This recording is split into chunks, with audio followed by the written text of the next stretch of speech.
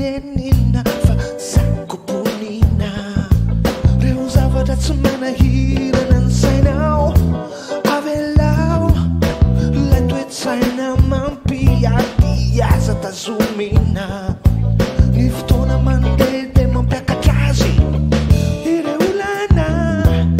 izay teraky ty toe-tsaina mpanafinafina zavatsotra lasanoza efa elaniela hoateno daholo e ny zavatsa ato an-tsainy tototry ny ratsy mavesatra ho ando an'ilay malemy toe-tsaineo toe-tsaineo toe-tsaineo toe-tsaineo izay mantany nevalina hoe tsy nisy ninoninona tsy misy zavatra tsy manahirana ny sainao ianao tomany zay vo fantatra fa sempo ny fatezerana vorotambasizana ho azoko homena ny manmetsiny re de mora nony mahatsapa hoe diso ao hatramin'izay ny fotoana tsy verina hanaovako azy ilay toe-tsaina ho vatsy ho anenenanao tsy isy tsony miady zay vokatry izao toe-tsaina izao toe-tsaineo toe-tsaineo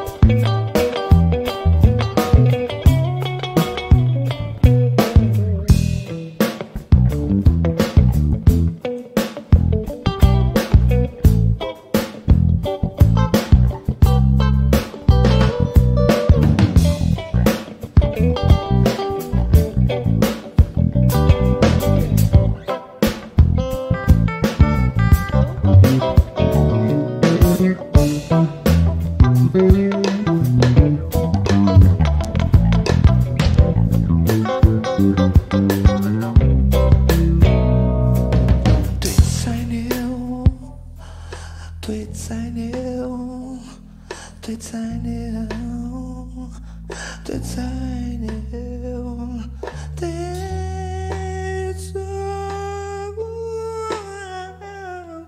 toe-tsaineo